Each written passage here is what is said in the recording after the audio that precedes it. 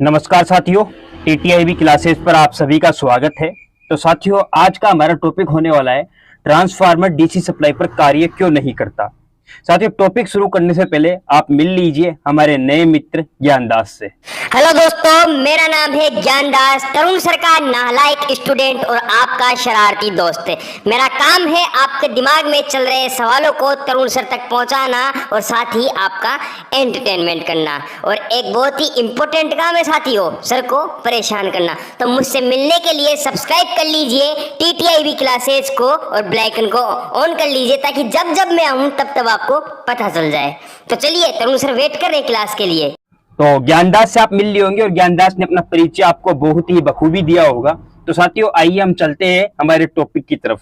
साथियों देखिए, सबसे पहले तो इस क्वेश्चन का जवाब जानने से पहले हमें यह जानना होगा कि मान लीजिए कि अगर हम इस ट्रांसफार्मर को डीसी सप्लाई से जोड़ दें तो हमें क्या देखने को मिलेगा। साथियों देखिए, जैसे ही हम इसको डीसी सप्लाई से जोड़ते हैं तो यहाँ पर हम पहले लगा देते हैं एक बार वोल्टमीटर, और जैसे ही हम इसको वोल्टमीटर से जोड़ते हैं और यहाँ पर डीसी सप्लाई देते हैं तो यहाँ पर साथियों जो ये धुर्रा है एक बार तो आगे की ओर बढ़ेगा, ठीक है, आगे अनंत की ओर जाएगा, लेकिन उसके बाद साथियों अचानक से ये धुर्रा वापस जीरो पर आ जाएगा।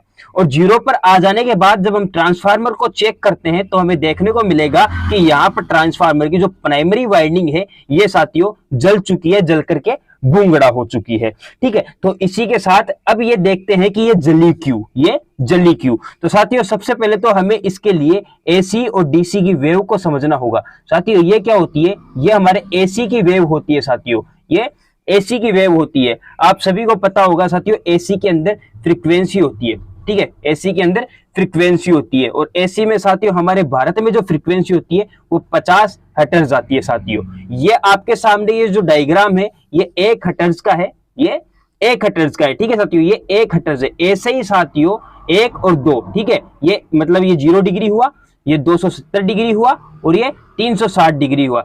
जब यहाँ पर साथियों 50 इस प्रकार के 360 डिग्री के कोण कंप्लीट होते हैं तो 50 हर्ट्ज होती है। ये 1 हर्ट्ज हो गया, इसने 360 का अपना जो डायग्राम है वो पूरा किया।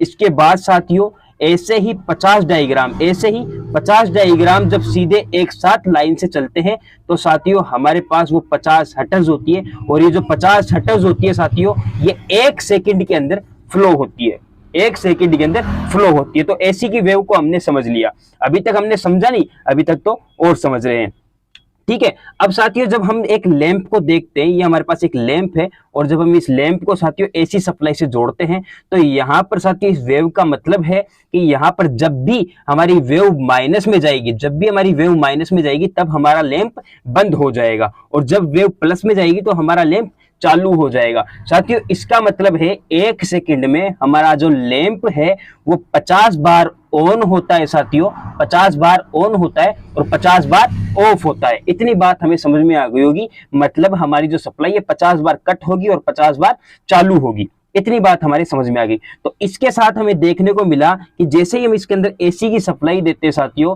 तो 50 बार 1 सेकंड में 50 बार हमारे पास यहाँ पर सप्लाई कट होती है, जिसके कारण वाइंडिंग को ठंडा होने का समय मिल जाता है और हमारी वाइंडिंग ठंडी हो जाती है। लेकिन साथियों डीसी की वेव बिल्कुल इस प्रकार की होती है, डीसी की वेव बिल्कुल इस प्रकार की होती है, बिल्कुल सीधी जाती है, कोई वेव नहीं होती।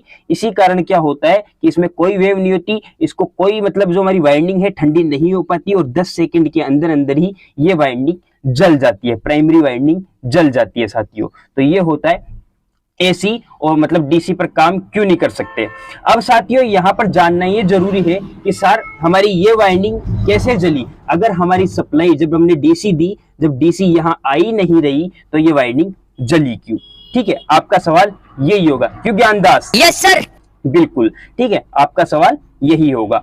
अब साथियों यहाँ पर हमने देखा कि ये देखिए एक मैं एसी की वेव और बनाता हूँ, ये मेरे पास इस प्रकार से एसी की वेव है साथियों, और यहाँ पर मैं क्या करता हूँ इस एसी की वेव पर यहाँ पर एक वायर, सपोज दैट ये वायर है और ये एसी की वेव इसको बार बार काट रही है, इसको बार बार इसी प्रकार से काटती रहेगी। मतलब यहाँ पर इस वायर में जो है वायर को वेव काट रही है, इसका मतलब यहाँ पर चुंबकीय क्षेत्र जनरेट हो रहा है। इस प्रकार से नहीं समझे, चलिए दूसरा तरीका समझा देते हैं। साथियों ये है एक पाइप, इस पाइप के अंदर हम पानी एक तो सीधा डालते हैं, पानी एक तो सीधा डालते हैं, जो पाइप है उसके कहीं टच नहीं हो, पानी बिल्कुल सीधा चला गया।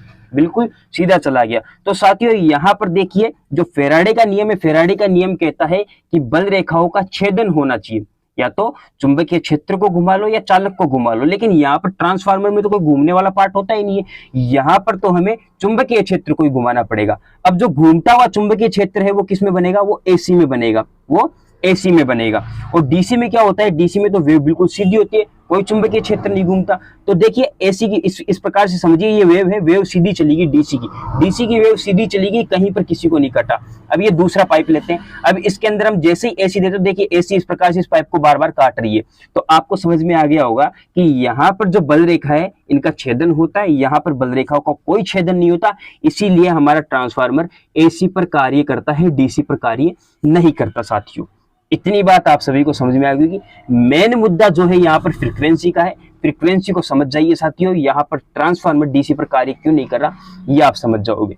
इसको याद रखोगे तो भी ठीक है, इसको याद मत रखिए चलेगा, इसको याद रखिए कि क्यों काम नहीं करती, क्योंकि फ्रीक्वेंसी का कमाल है। ठीक है, ठंडा होने का समय मिल जाता है इसलिए वाइंडिंग जलती नहीं, और यहाँ पर जो डीसी है डीसी में ठंडा होने का कोई समय नहीं मिलता इसलिए वाइंडिंग आपकी जल जाती है। साथियों क्यों ज्ञानदास, कुछ समझ में आया? चलिए बिल्कुल, और भी कोई डाउट हो तो आप बिल्कुल हमें पूछ सकते हैं। धन्यवाद साथियों, हमारे साथ लास्ट तक बने रहने के लिए आप सभी का बहुत बहुत धन्यवाद। मिलते हैं इसी प्रकार के नए वीडियो में फिर से। धन्यवाद साथियों।